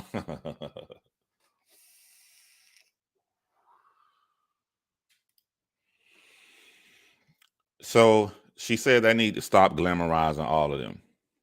I definitely think that they be glamorizing Ted Bundy. You know, when I read about Ted Bundy and I read about the jurors smiling and him charming people in the courtroom, they made him seem like he was so smart. When I saw the footage of Ted Bundy trying to defend himself, when I saw it with my own eyes, I saw a dumbass who did not know what he was doing. I didn't see no intelligent, charming man at all. I saw an idiot. So they do glamorize that. Now, how I was going to decide, and this will be in my video, what I'm about to say, how I was going to decide how they glamorize Jeffrey Dahmer. I knew that they was going to put when Jeffrey Dahmer got beat to death. I said, if I feel for 1 second bad for him when he gets to the end of the movie, then they glamorized him. I didn't feel that shit at all. When they got when it showed the Jeffrey and the other dude, I forget his name, and they're cleaning the weight room, which is that's not it didn't happen in the weight room. This will be in my video too. It didn't happen in the weight room, it happened in the shower, and then Jeffrey Dahmer got beat first. But I know they had to put him get beat last, made to build up the drama. But when I saw Buddy walk in there and I knew he about to kill Jeffrey, I was like, yeah, here we go. Here's what I've been waiting for. I didn't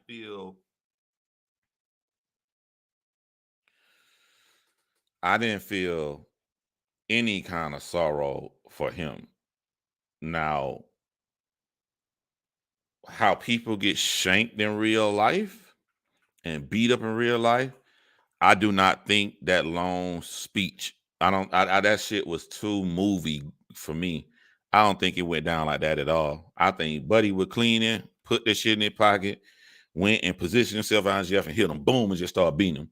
I don't think none of that, but it was good for television, especially when he was saying, like, when Jeffrey was like, I drugged him so they wouldn't feel anything. And he looked at him and like, are you going to feel all of this? I like that, but I seriously doubt it happened like that in real life. But I didn't, the star of any show, the star of any movie, the protagonist, as a writer, your job is to make people feel for the protagonist. That's your job. That's what they teach you in school to be a writer. But this case was a little different because it was real life and it was a monster. So I don't think that they was trying to make him look like a good person. I don't think they were trying to sympathize with him. The only tiny shred of I kind of felt bad for him, only tiny, was when his mom pulled off. And that's just because what we were just talking about. Like, I can't stand to see people show favoritism over kids. She cares so much about his little brother. She had left that little dude like that by himself, but like in comparison to all the stuff he did, that shit meant nothing to me. You responsible for your own actions. Anything that you say that happened to you for your reason to do something bad, something worse happened to somebody else and they ain't turn out like that. You know what I'm saying? I could have had a childhood where I could have been a crazy serial killer. But some people turn that into empathy, like, because this happened to me, I'm gonna hurt other people. But then other people go, because this happened to me, I can't stand to see this happen to other people. So I just rush to go help other people. That's what we talk about, that mental stuff at the beginning.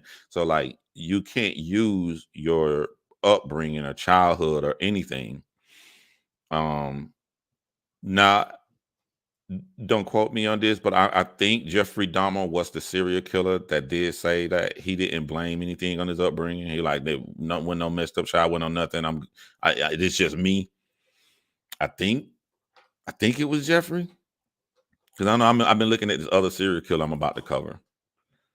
I believe some people can change, but some people are irredeemable. So certain people shouldn't be amongst the regular world. Yeah, I agree. I'm pretty brutal when it comes to like punishment. Like, I don't really care,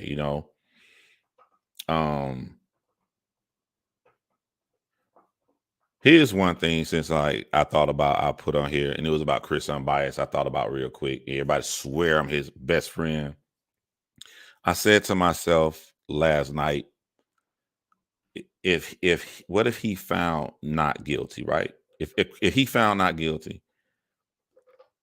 and if I were to go live the next day, people would, like, because they believe in this immature bullshit, team versus all this stupid shit, they could believe, here go John, he gonna go brag and happy. Nah, because that shit is fake, man. A person who on trial just has to put doubt in 1 or 12 people. So if I listen to the case, there's certain things that he don't have to say because the burden of proof is on the prosecution. So let's say he don't take the stand to do nothing, but they depict something in that trial that the jury feel like, well, we don't know. We just honestly don't know. So we're going to say he's not guilty. But I feel, Chris don't have to take the stand, so we'll never know what happened in this situation right here because he don't have to take the stand or nothing, right? So let's say he found not guilty. If that one area where I fucking need to know, and he done with this whole case, he not guilty. If I call him and be like, I know you didn't say nothing in the trial, but bro, this shit got me worried. I need you to answer this, bro. If he don't answer, even though he's not guilty, I won't fuck with him. I can't fuck with you because I'm worried that shit, like this part ain't making sense to me, bro. Like, you know what I'm saying? So like, people think that there's two options. There's guilty and there's not guilty, but there's really four options. There's not guilty, but you didn't do it. There's not guilty and you really did it. There's guilty and you really did it. And there's guilty and you didn't do it. One of the reasons I prefer to always wait for trial is half is to see what the jurors are going to say, but the other half is for me to know every minute detail so I can make my own decision. Y'all don't know this because y'all over here and mainly in this community, but the people in my true crime community who watching this and know this right now, there was a big case that came out, and I did a video on this guy, and the whole world is bashing this dude, and they calling this dude a murderer and saying he killed his girlfriend. He's already in the court of law.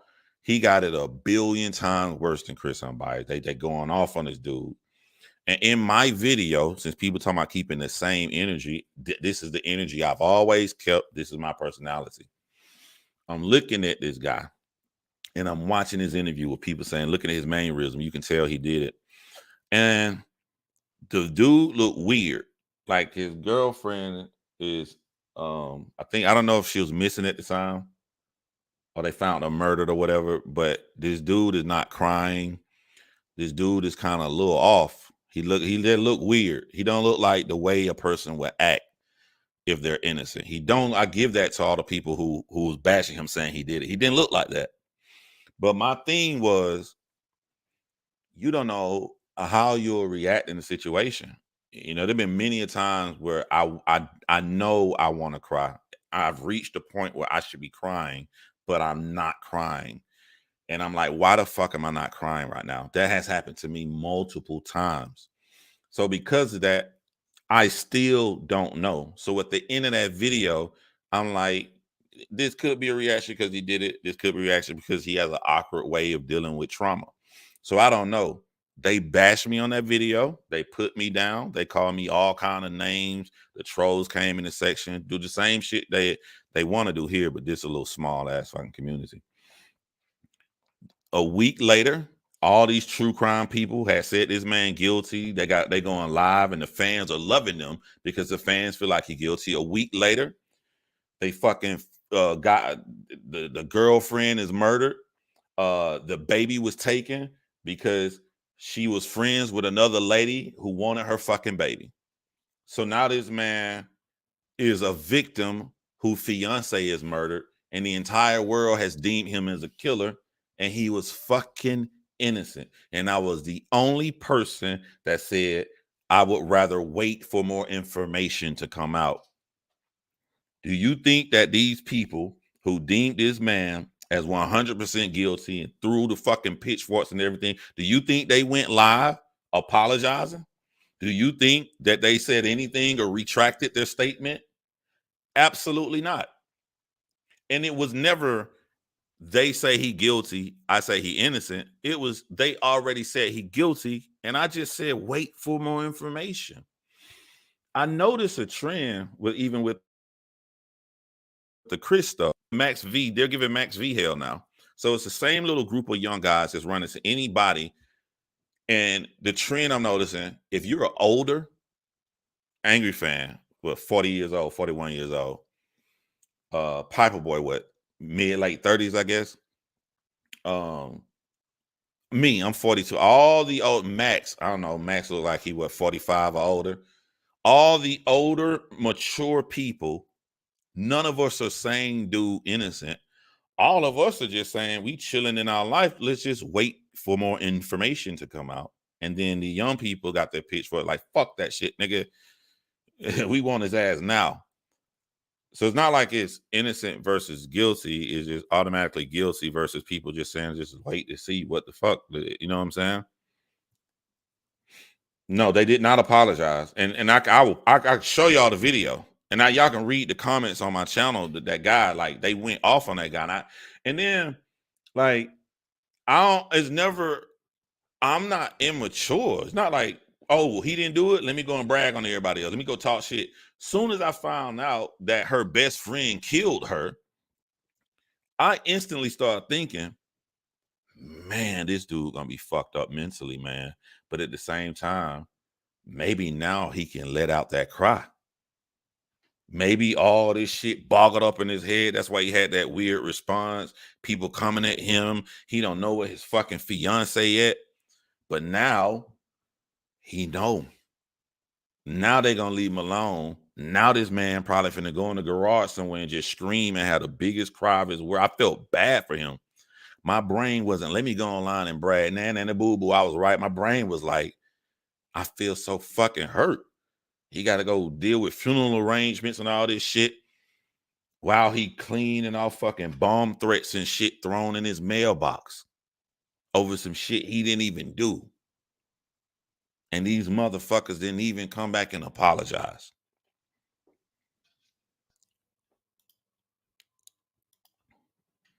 That girl said Mickey Factz is stalking her. Where my black women at? Because from Atlanta, because I could get it right. I think I'm 95% right. Isn't Clark majority? Is it Clark like the woman HBCU?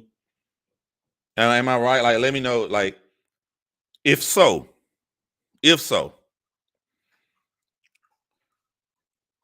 what if she said, like, she said that Mickey Factz was stalking her, which is a 110% lie. This is a very, very good man.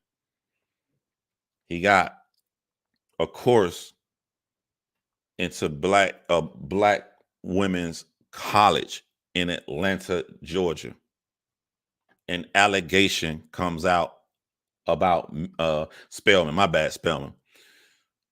But I think he and Spelman too. Y'all check with Mickey on that, because I think all three of them like sort of work together. But like, what if we ain't got time to look at no details? We ain't got time to investigate, brother. We was iffy on letting this course in. We didn't let the course in, and now you stalking an alleged rape victim. We're gonna kick all of this out. The brother didn't even do nothing at all. The brother ain't got nothing to do with this. The brother ain't got nothing to do with Chris Unbias. The brother ain't did nothing at all. Do y'all like doesn't sound like the ramifications of things are so much greater, man. And that's why older men like an Angry Fan or like a Max V or like myself, that's why we say, let's just sit back and chill and see what happens. Because when you start doing this immature shit to get views online, you affecting real people's lives. Come back from over there. You are affecting real people's lives, man.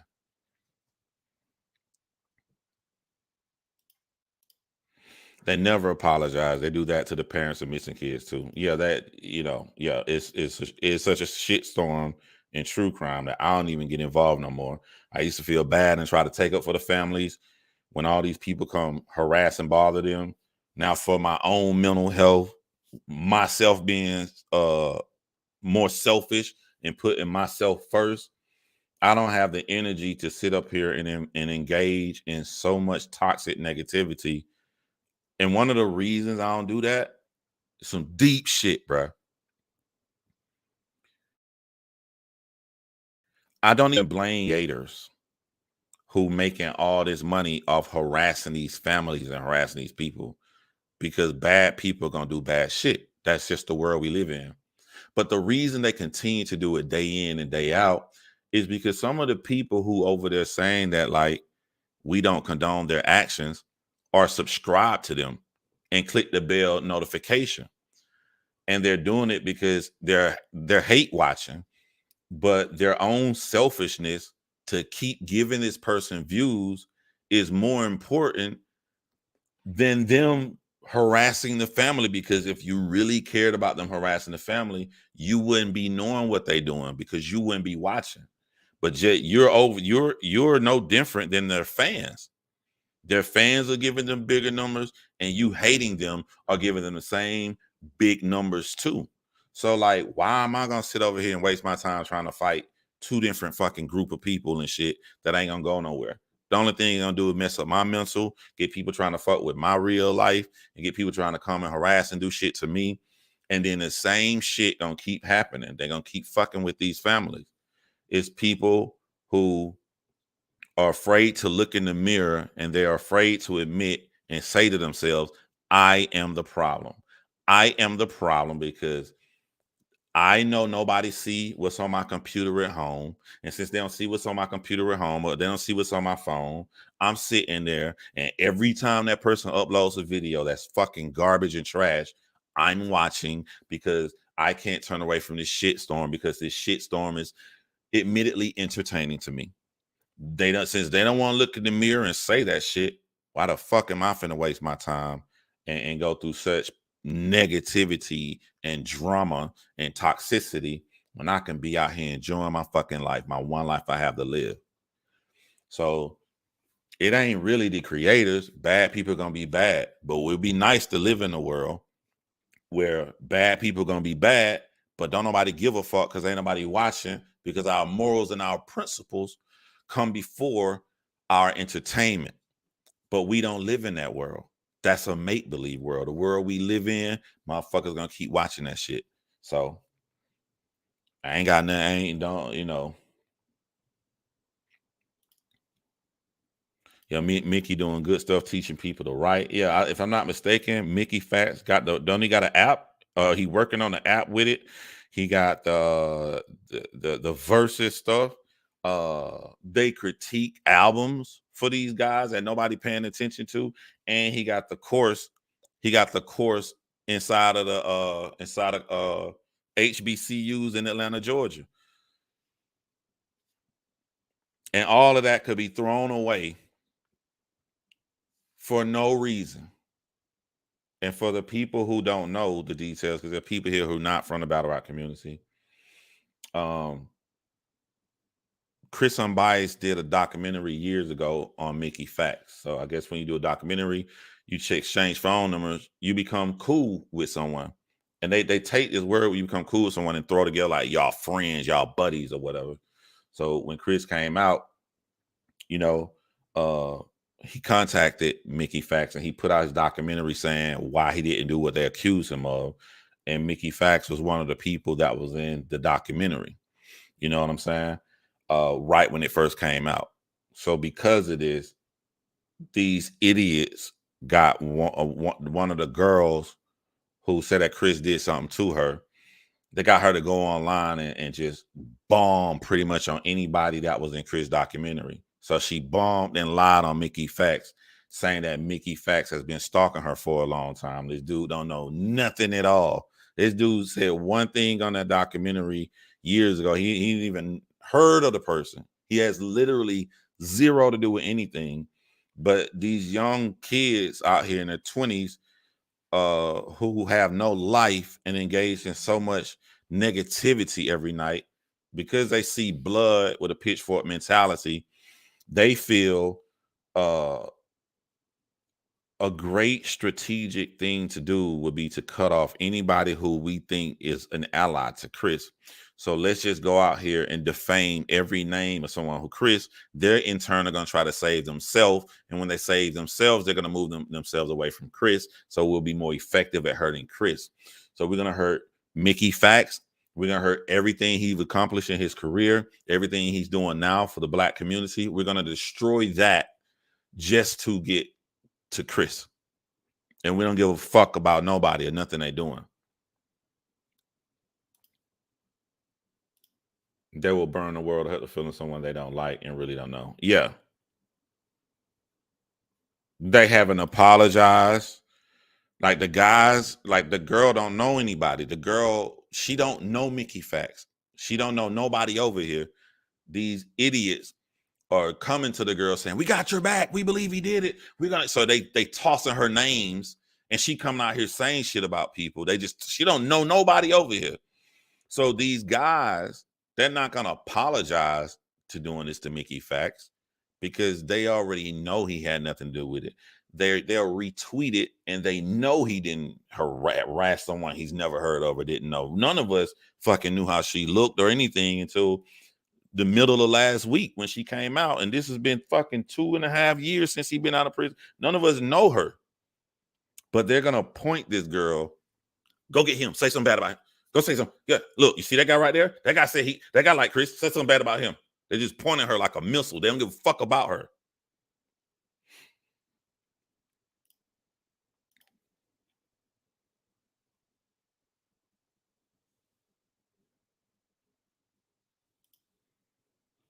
And so one of the reasons I always come out like I did this weekend is because, set a precedent on your principles.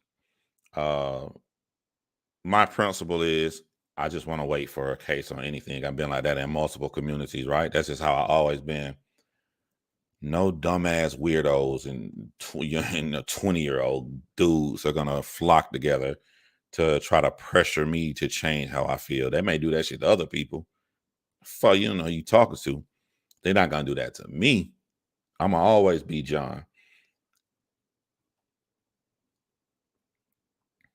I'm gonna always keep the same energy as some people are saying out here. Make sure you keep the same energy. Yes, my energy. Wait for shit to come out.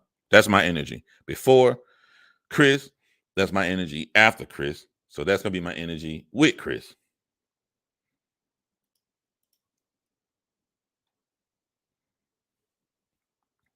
So, I said I was gonna go 2. I think I gave a lot of entertainment for this morning, so I'm right at the 2-hour mark. Now that y'all done heard some of my stories on the dating thing, I'm gonna end this same way I began. You know what I'm saying? And see, do the lyrics mean something different now? But y'all hold it down. I'll catch y'all next time. I know when the AC on 68 and I'm about to start sweating and stuff, I know I'm getting weak and sick again. I'm getting tired. I'm scared to go to sleep because whenever I wake up, that's when I'm hurting the most. But I'm gonna catch y'all next time, man. Shit's starting to hit me right now. Y'all hold it down.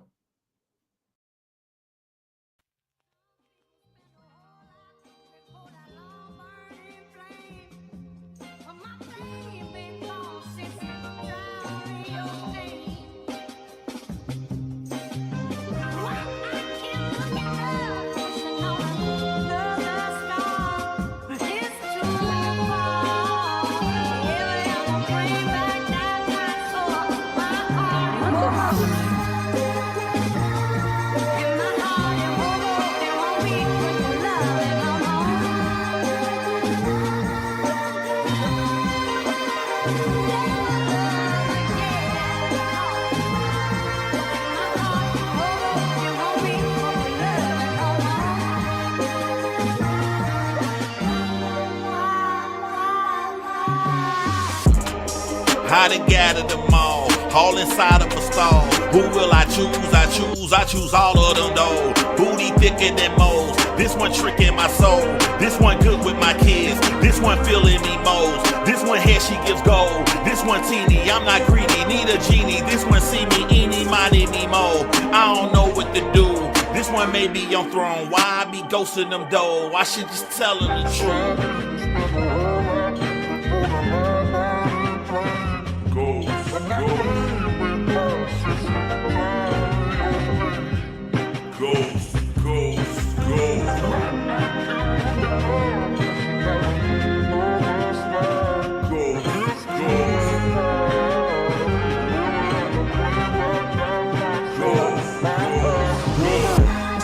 Why she all in my phone? Why Why she calling me though?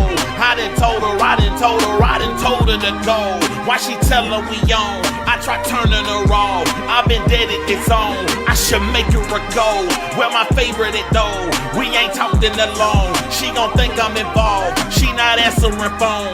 I done went to her home. Thought she put me on throne. Why she ghosting me though? She should just tell me the truth.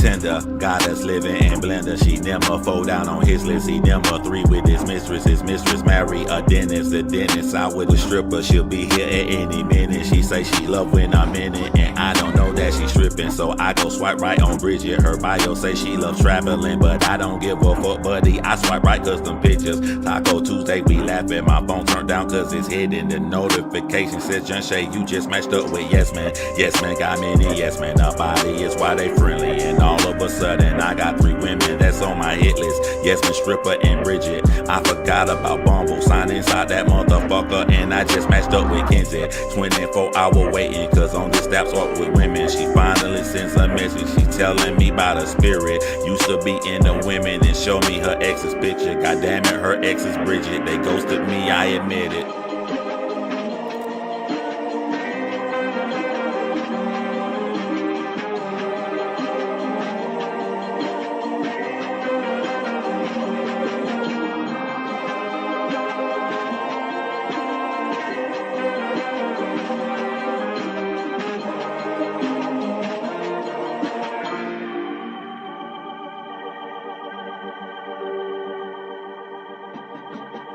Some people spend a whole lot before the long burning plane.